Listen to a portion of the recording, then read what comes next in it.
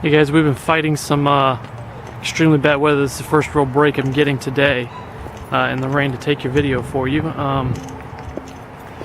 It's been like monsoons out here, raining all day, every day. But hopefully it's not like that when you guys get here. We needed the rain though. We were short a little bit for the year. We were in a little bit of a drought. Okay. This is going to be your last of your weekly videos unless you guys request some other additional information for me to do, but your home is complete. They've had a little bit of traffic in here, so we're going to have to clean the foyer up. But as we look around, you've got a set of switches here when you first walk in the front door on the right. First one will control the light for your front porch. Secondary switch will control the light in your foyer. Now your foyer has two access points. One obviously being your front door. The secondary one being the access to the garage. Right here. I'm going to turn the light on in here so you can see in the garage. Okay. We're going to go ahead and do the garage, and I'll go back and go in a counterclockwise motion of the home, since we're going to go ahead and go in the garage and do the garage first. Your air conditioning unit is located here. I've already gone through how to clean all that fun stuff out with you guys in the past, so I'll let that go, and we'll go through that once again when we do the walkthrough with the superintendent. This is your water heater. One thing to make sure I like to mention, sometimes superintendent forgets, and I do as well, to bring it up. If you adjust your water heater's temperature, make sure you adjust both temperature gauges, not just one at the bottom. Otherwise, you're just not going to make any difference. You're going to have one half of the water heater working to heat up the water more, and the other half's not, and they won't mix very well, so it won't do much of a difference when your water heater goes. We've gone over GFIs in the garage and testing the GFIs. If it's red, it's tripped. It means you need to reset it to make your electrical outlets work in the garage or in an independent room as it works. Like the kitchen or the bathrooms will have GFIs as well, so that will cause that to be an issue. Every bedroom has an independent GFI. That's what these little switches are for. If your plugs aren't working in your bedroom, come out here and check your circuit breaker. If it's half flipped like so, flip it all the way off and then back on. So every bedroom has a GFI, as well as every room as far as your kitchen, bathrooms, and all that fun stuff in there. We do have your garage door opener installed. I'm going to go ahead and push the button now. It's going to get a little loud, so I won't talk while it's working, but oh, I got to wait for it to go all the way down to the bottom. They released it manually.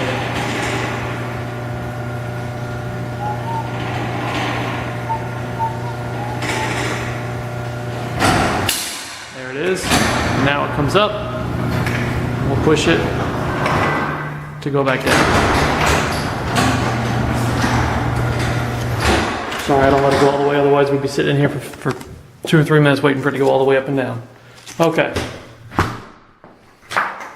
As we come in, you've got a view of your living room from the foyer, as well as you can see your formal dining room and the access points of that. This is your temperature control gauge where you will control your thermostat for your air conditioning unit right here.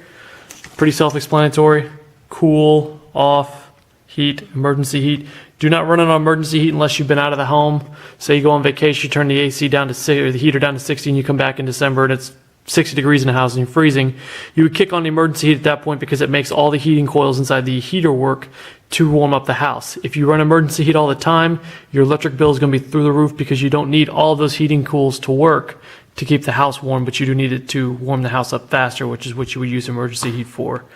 We have had some people make that mistake. Superintendent's named to be some of them. That's how I learned about that. This is where your filter is that you need to replace your air conditioning filter for. When you first get moved into the house, you're going to want to do it very often with you guys going in and out of the door, moving stuff in and out. Probably about twice a month after that, unless you have an extremely hairy dog. About once a month is fine. Make sure you guys buy the cheap filters, stuff we've gone over before. You've got electrical outlet located here, another one there, there and there. This is your light switch controls for your dining room lights. The only place you'll be able to control them. You've got a light switch located right here, which will control the lights over your fluorescent lights over your island. Got a pantry to our left here. Check that out in a second, make sure that's working right. You've got 4 racks, plus the floor for storage. That's what I can find now. Okay.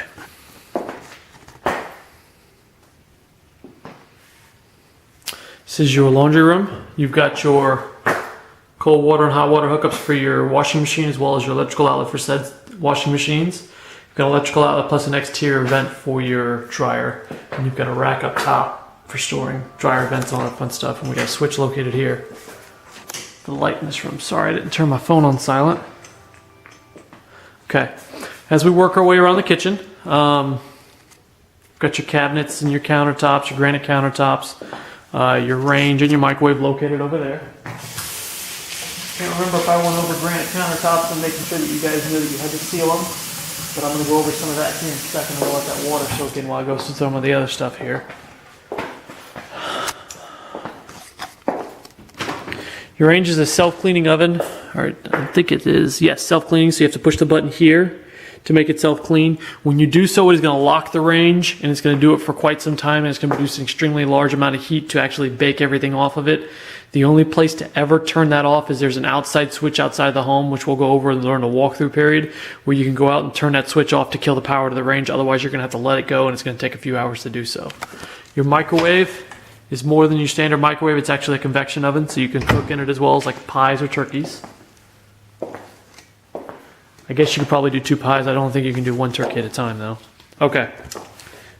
Not quite there yet, but you can see where this section I actually added water is darker than the rest of the countertop. Granite is naturally a porous rock. You're going to have to seal it about once every 6 months. The sealant you can get from Lowe's, Home Depot, any store like so. You put it on like a car wax, it dries, and you wipe it off. So you have to do about every 6 months or so. Otherwise, if you spill something on the countertops, it'll soak it in. So if you spill water, it'll soak the water and make it a little bit dark, but the water will evaporate out. If you spill something like grape Kool-Aid or red wine or anything like that, it will actually soak in and stain the rock. There are ways to get the stain out, but there's no guarantee that it will come out, which is why we say your best bet is to actually put the sealer on, and it does it about every 6 months or so. You have to keep doing it to redo it. Your dishwasher, pretty self-explanatory. You put it in, put your dishwashing soap in and hit the start button. But that's your dishwashing unit there. It's draining it. Somebody had it running, that's why. Sink, you've got your gooseneck faucet where you can come out and put it on either side, change the way the water flows in and out. You also have a set of switches located over here. One is the light above your bar. Second one's for the garbage disposal, which is located on the left side of the sink over here.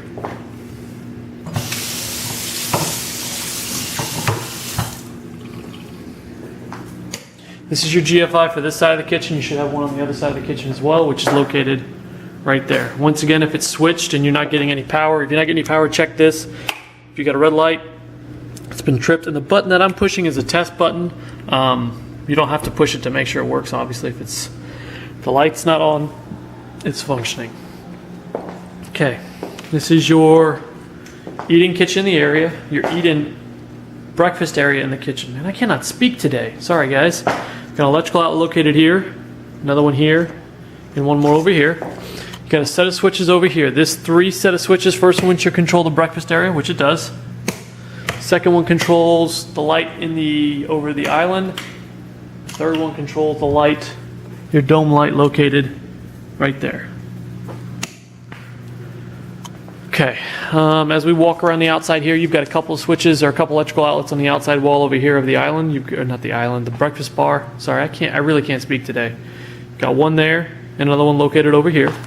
I'm going to walk my way towards this set of switches here. You've got 4 in total. First one's going to control the light in the living room.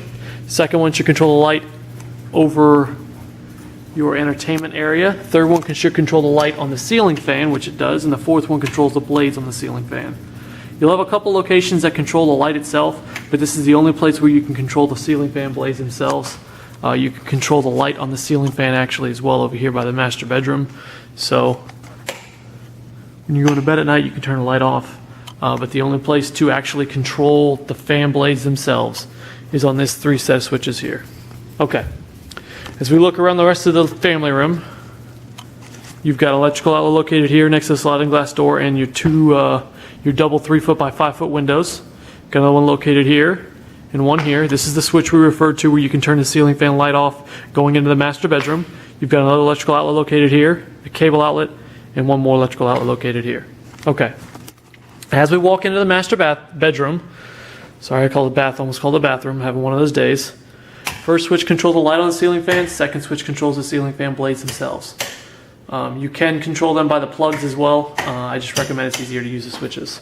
You've got an electrical outlet located here on the right, as well as a cable outlet, electrical outlet, electrical and cable, electrical, and one more electrical located over here. You've got 2 3-foot by 5-foot windows. Do not use those measurements, guys. I know I'm trying to give you a measurement so you have an idea, but please don't use those for blinds. If you want to get blinds put in, make sure you have somebody either come in professionally measure or you measure yourself. Every window, even though we have the window in for 3-foot by 5-foot, the surrounding areas around the window actually settles a little bit, so you can't exactly go by 3-foot by 5-foot or you won't be able to get the blinds in. So they have to be specifically measured. Make sure you do them yourself or you have somebody like Lowe's come in and do it for you.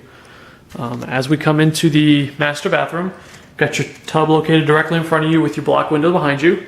You've got your shower unit. Let me turn the light on here so we can get a little more light in there. You've got your shower unit. You've got your double vanity where you guys decided to put granite countertops in. And your single window here.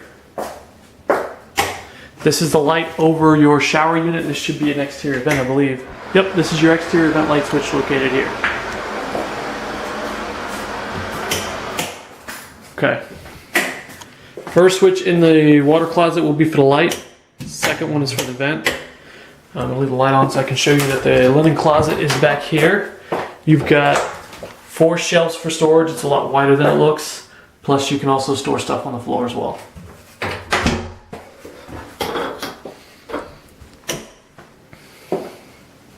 Your closet for the master bedroom is back here. The switch is on the outside of the closet. This is your closet. One thing you guys need to know is there is an attic access point here in the closet that is not a storage location. That is just an access to the attic if someone needs to get in and do some kind of maintenance work in your attic. This is where they would access it instead of having to come all the way from the garage. You're going to have nothing but insulation up there, so I wouldn't recommend to lift it unless you want to have some insulation in your hair. Not fun stuff to get rid of. Okay. Oh, one thing I haven't gone over yet. This is your smoke detector in the master bedroom. I've gone over it in previous videos, but I like to make sure I go over everything once again. And this is your carbon monoxide detector. Every bedroom has a smoke detector on the inside of it. In the hallway leading to your 3 additional bedrooms, there is a carbon monoxide detector as well as this one out here outside of the master. Every one of those units is wired together, from the smoke detectors to the carbon monoxide detectors. So if one of them does happen to go off, they all go off. Very good thing if you're having carbon monoxide leak in the house or a have a fire in the house, you need the smoke alarms to go off. There is no gas in the home, but we still put carbon monoxide detectors. You've got 2 sets of switches located here. This one controls the light in the living room. Second one controls the light down the hallway.